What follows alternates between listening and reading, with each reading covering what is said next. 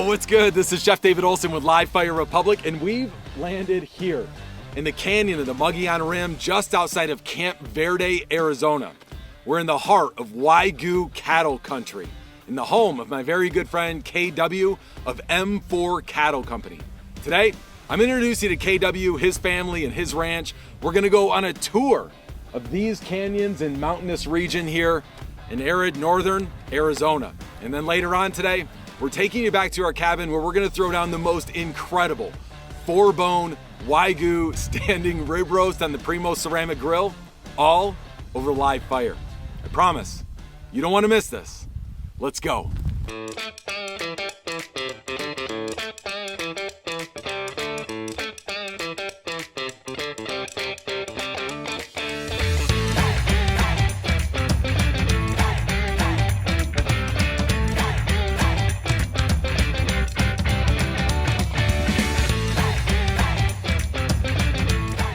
KW, thank you so much for having us out here to M4 Cattle Company. We're just outside of Camp Verde right now, and this ranch is amazing. I know you're gonna take us on a tour a little bit later on here today, but man, I'm excited to learn about the ranch here, and maybe Ryan can even show us how to feed these cattle a little bit of hay. Tell us a little bit about the ranch, tell us about the cattle. I think when most people think about Arizona, they're not thinking about Wagyu cattle here in Arizona. They're thinking desert and cactus and the sort, and it couldn't be further from what happens here in this portion of the state. No, so absolutely not. We run from about 3,500 elevation up to about 6,200 elevation, and from there you'll see cedars to pinon trees. There's not really a lot of desert involved in it. There's pretty good grasses, pretty good trees. Our cattle, we run over 15,000 acres. Wow. Our cattle were Angus bred with purebred or full-blood Wagyu bulls on them. We run over 100 head of those, and then what we do with that, we'll bring their calves in and we feed those calves out to process. That's amazing. And now, how many head of cattle are you running out here on the ranch right now? So we have 100 head of mother cow calves up on the ranch with the bulls, and then what we'll do is we'll bring our weanlings in, and they go to another just ranch across the street, and we'll feed them out there, and then we bring our yearlings in also, and some of them are right here with us today. That's where we grain finish them until they're around 1,300 pounds, and we have the finished animal. It's amazing. And now there's 4 different areas. We're here right now at home base, but then there are 3 different pastures up inside of the canyon where these animals live for the vast majority of their lives. Yep. So throughout the year we rotate pastures. Through the whole thing there's 7 different pastures. There's multiple dirt tanks, multiple springs. Everything is naturally grazed. Everything is naturally fed. This hay was grown right here in the valley. Right here, 5 miles from here. The cattle, for their whole life are within our care. They never leave our care until they are actually cut and processed at the butcher. Wow. That's the only thing we don't do. But yeah, from birth, we birth them natural, no antibiotics, no hormones. It's everything local. And I know how important that is to you. And Ryan, what is it that we're doing? What are we feeding here what are we feeding to the cattle today? Hey, that's exactly right. KW, what else do we have inside the hay? I know there's some grain, there's some grass in here. Our what it's called TMR is alfalfa. We have a high ration of corn in our finish. Yep. We will put in a mixture of distiller grains, and then also we feed a mixture of corn stalk throughout the winter. Wow. It's pretty high in carbohydrates and fiber, so it really holds them through the winter. Well, while we finish up, because I'm really interested in learning about what makes these cattle special, but why don't we do what they want us to do, and that's maybe we can get them fed and we'll finish this up. Sound good? Sounds good. Okay. So as we're getting these cattle fed out here, what makes the Wagyu unique? What makes them special? I think everyone out there knows that this is a cut of beef that is an ultra premium when they're going to the market, right? Yep. Now, what makes this cattle unique and special? The marbling within the cattle. Also, it's It's a pretty docile breed, so your cattle's going to live a real stress-free life. It's not going to, it's not going to have that high energy. Yeah. But it's definitely the marbling within the meat that brings the consumer in. That's great. That's great. So it's a very rich marbling that's a combination of the feed from the hays, the grasses, the hays. I don't think the hays is the word. The hay, the grasses, and then the corn on that finish. And then the docile nature of the livelihood of these animals is kind of what contributes to that intermuscular marbling. Yeah, when an animal's not stressed, they're gaining weight. And then when you add that corn to the mixture, it's just a good product to finish them on. Wow.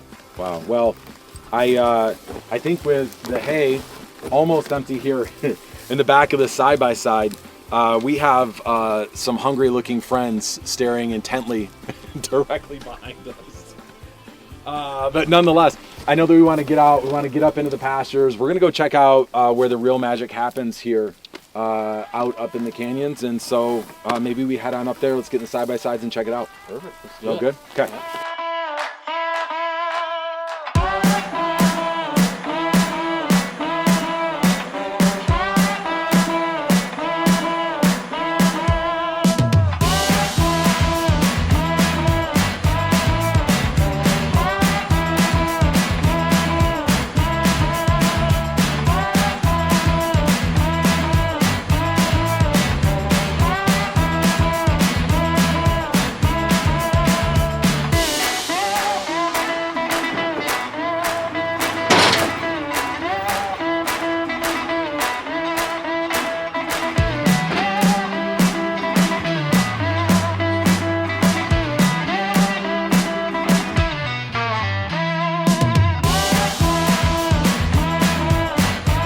KW, thank you so much, my friend, man. This has been amazing. The tour of the ranch was incredible. It was so much fun meeting Ryan and you, spending the day together. I know that you got to get out, tend to the herds. We've got to go light a fire back up at the cabin. So I think this is probably where we part ways, my friend. Appreciate you. Thank you.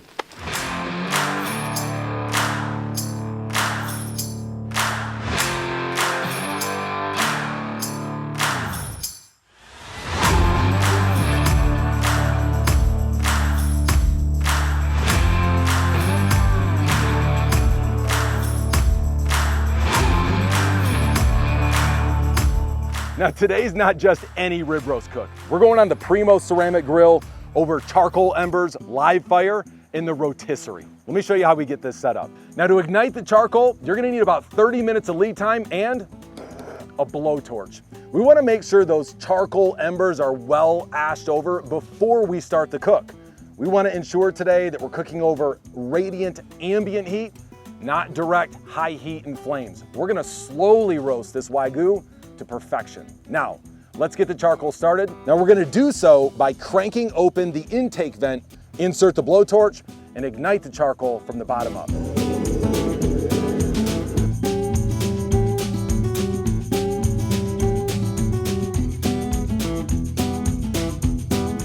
All right, fires are lit. We're back here cabin side, but what an amazing day with KW and Ryan touring their ranch. Just so much fun out of M4 Cattle Company, and they were gracious enough on the way out the door to hook us up with this absolutely beautiful 3-bone standing rib roast of Wagyu. This is absolutely incredible, and we have an amazing treatment we're gonna put on it today.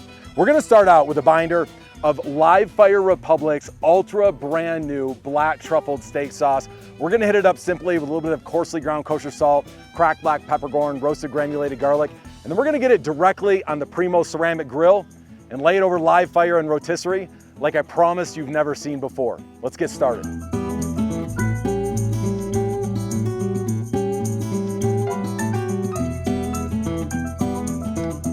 For a rib roast like this, there's a fair amount of protein and fat that we want on the rib roast while we cook. And there's others that we don't. I'm gonna show you how to actually French this rib roast. So what does Frenching mean? We're simply going to expose the bones on the back side of the standing rib roast while getting rid of some of the unnecessary, tougher, inedible fats and connective tissue. It's really just that simple. Now, as you can see and we discussed, this is a 3-bone standing rib roast. This is essentially a whole ribeye. Now, we're gonna come across and cut directly through the meat down to the base where those standing rib bones meet on the back side of that roast. Cut down, turn your carving knife back in, and now we're just gonna work it directly back up and through. Now, there's a million ways to skin a cat. This is just getting off the largest hunk of this inedible portion of the ribeye first. Now we're done. Y'all, this is some of the absolute best beef fat in the entirety of the world. I am going to implore you, do not throw this away. Set it aside in reserve, mix it in with your ground, reduce it down and use it as tallow. But whatever you do, don't throw it away or I will find you. Now for the fine tuning. We're gonna get rid of some of this additional exterior fat. And again, I know it looks like we're trimming a ton, but you're never going to eat it. And maybe more importantly, too much fat on a grill like this is gonna lead to fire-ups. And it's gonna lead to acrid taste in every single bite of your Wagyu. And I promise you, the investment you made into this beef and the time into this cook, every bite should be perfection. Now down through the actual rib, we're gonna turn the knife so it stays very close to the bone on either side. Just stay really nice.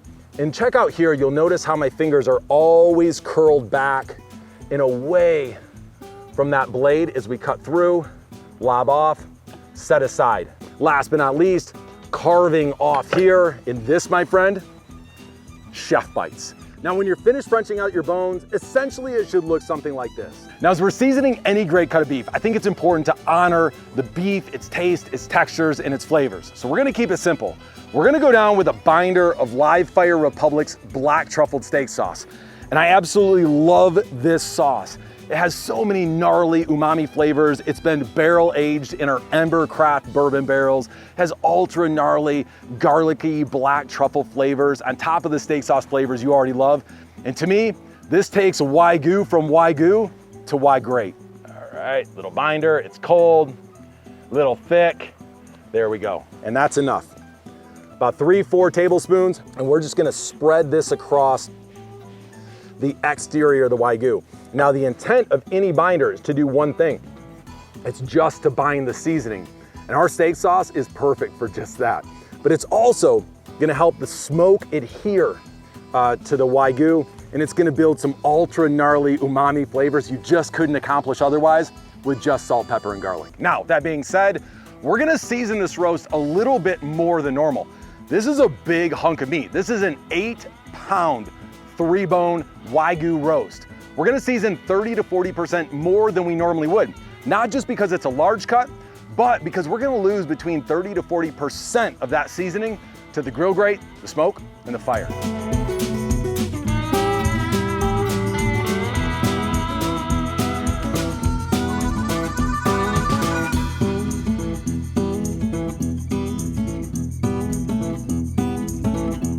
Now that we're well seasoned, it's time for butcher's twine. This is gonna help us with 3 things. One, it's gonna maintain the continuity and structure of the rib roast. It's gonna help that roast cook quicker, and the presentation is gonna be second to none. Now, I usually measure from shoulder to fingertips in terms of the length of the cut for the butcher's twine. We have a 3-bone roast, I need 2 of these cuts. If I had a 5-bone roast, I'd need 3 cuts of butcher twine. I don't know, you can do the math. Shimmy the butcher's twine underneath, wrap around once, around twice, and around 3rd time. This is a butcher's knot. Rip it down tight, and at this juncture, you frankly can just let it sit. We're gonna wrap it around one more time though, just to secure that knot. Slice off, and that is how that is done. Now there's 3 components remaining here on this ribeye. You have the spinalis, you have the eye, and you have a component of the tail. We're gonna place the skewer directly through the eye in the center, through the side of the rib roast. We're going all the way down and through. The only key here is making sure that you don't puncture your hand, and move up and in. Set the rib roast down, and on the top, place your 2nd set of rotisserie skewers. Place down, and then turn and clamp in place. And that, my friends, is a Wagyu roast ready for the rotisserie.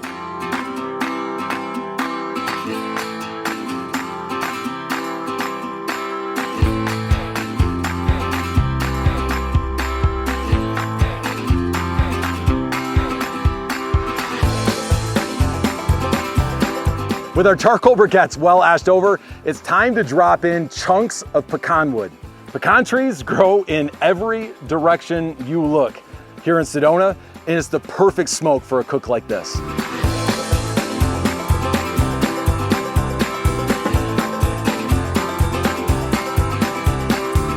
Frankly, there's not much left to do at this juncture than let the Primo ceramic grill and rotisserie do what the Primo ceramic grill and rotisserie does.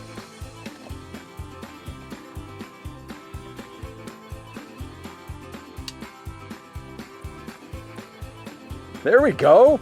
Now we're cooking. That's pretty dang cool. That's pretty dang cool. Now, the reason that I like rotisserie is this is probably one of the very best methods to cook large hunks of protein just like this. We have our fire, our base, our smoke, our wood down in the bottom of the Primo ceramic grill. We have the ambient heat that's rolling all around this ceramic, and we're gonna cook this thing evenly. I mean, this really is one of the most simple and effective ways to cook Wagyu beef.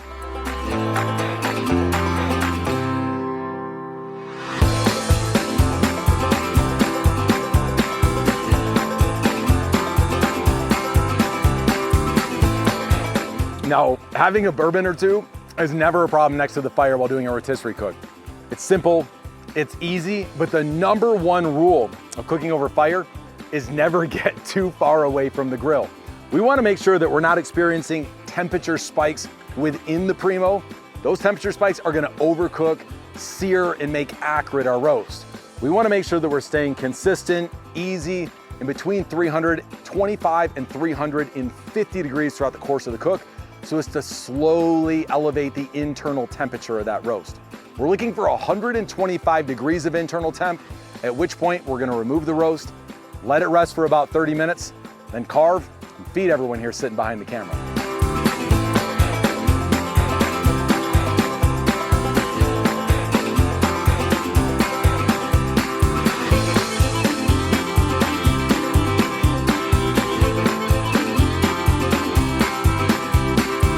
You know, if you've loved this episode as much as we've loved taking you on the adventure, do a couple things for me. Smash that subscribe, hit the like, jump on over and send some love to our friends at Primo Ceramic Grills, M4 Cattle Company, Cloth and Flame, and for all these recipes and more, get at us at livefirerepublic.com. Until then, the time for talk is over. Let's eat.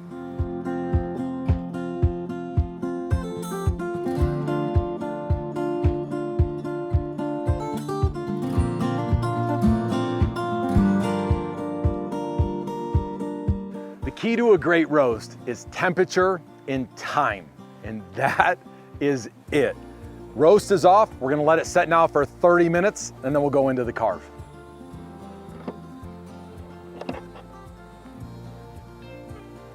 And that, my friends, is a 3-bone Wagyu rotisserie roast, all over live fire.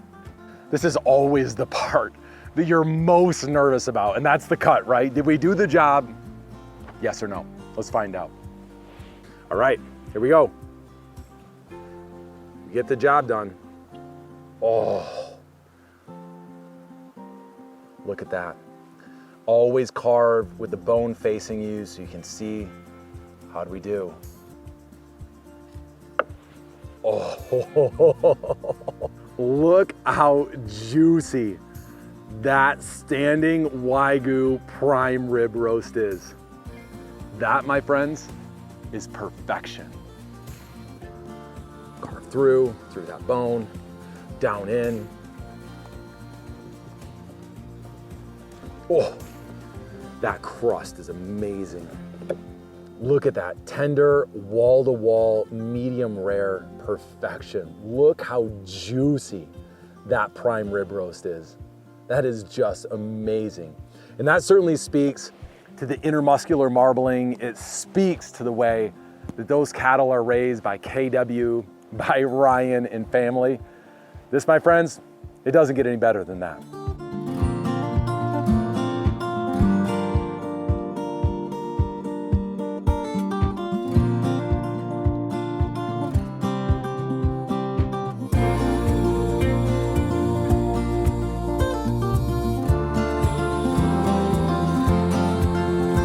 The bite we're really looking for here is the spinalis. Let me just carve off a few pieces of this. Guys, this is just amazing. Look at how beautiful that beef is. It just cuts like butter. Wow, look at that. Incredible. Let me remove this piece off in the back here. That is the slice we're looking for.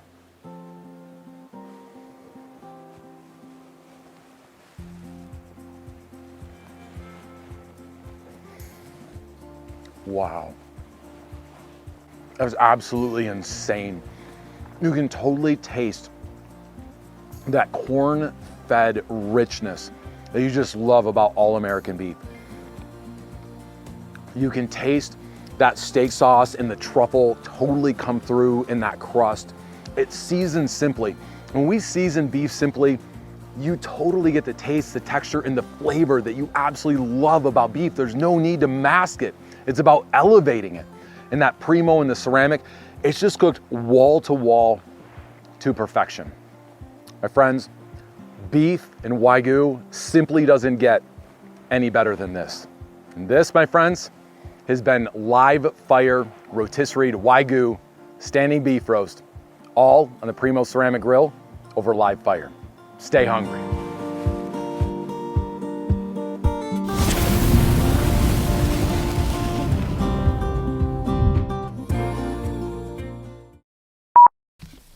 We have a whole audience. I think I'm getting nervous. I don't know. Take 8. Now there's where we're gonna let our blowtorch chef bites. And don't ask too much. You get too close to my chef bites, I promise, I'm gnawing your fingers off. All right, gotta put on my hand shoes. Listen, this is just the deal. When you cook out in the middle of nowhere and everyone blows me up, they're like, oh, who really cooks with black nitrile gloves? No one does. And that's just the deal. I don't do it at home. When we're out here filming, take a peek around. There's nowhere to wash your hands. This is just so much easier. It's what the deal is. Get off me about hand shoes.